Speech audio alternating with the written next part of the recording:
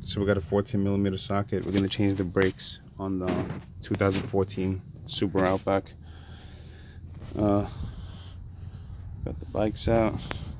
Let's do this. All right, so we need a 14mm. You got a bolt here. You got a bolt here.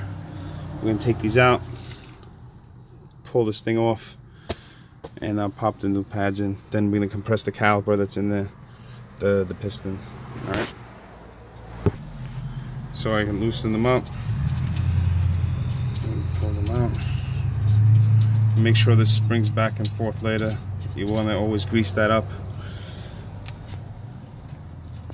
because if it sticks, what happens is the top one, let's say, sticks, the bottom one pushes in and you get uneven, you know what I mean, like one side will compress and not the other one.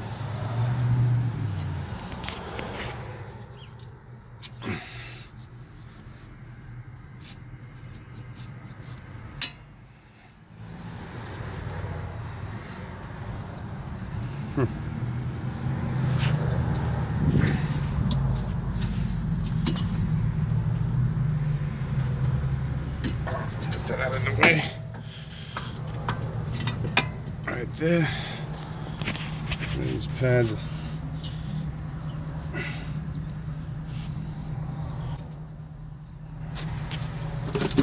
A little rusty. Where's my screwdriver? Oh boy. I didn't bring the right stuff, whatever it is.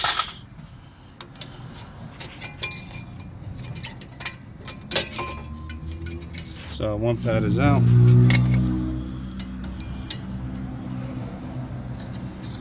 You want to remember where the clip was. I'm assuming the clip was on the bottom on the other side.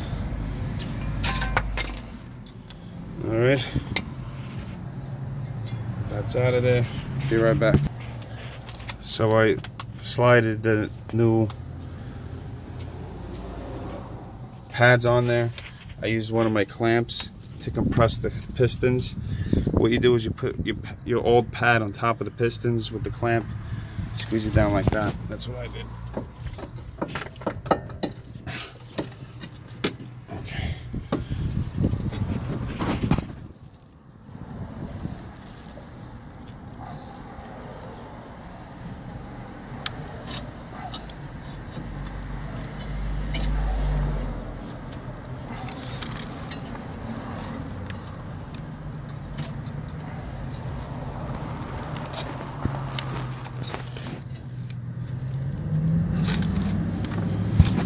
So I pushed the caliper on, sorry about that.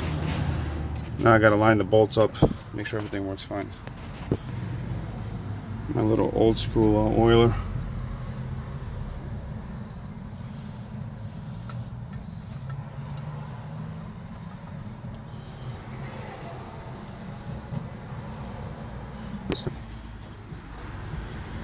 So now I'm on the other side, same thing.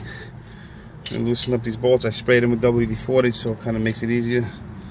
You know, grease up that boot a little bit temporarily. Same thing. We're gonna just wiggle it off, get it out of the way. We're gonna compress that piston. I'll show you how to do it in a minute. I can show you now. I wish I could hold the phone somehow. That ain't gonna work. All right, so show you in a minute. So I put the new pads on. Just make sure when you do it, you don't force it. If it's not going in, don't hit it. Don't hit it with a hammer. There's these little metal things. See these metal tabs? They get jammed up on the side, so you gotta use a screwdriver to pry them open sometimes. That's what happened to me.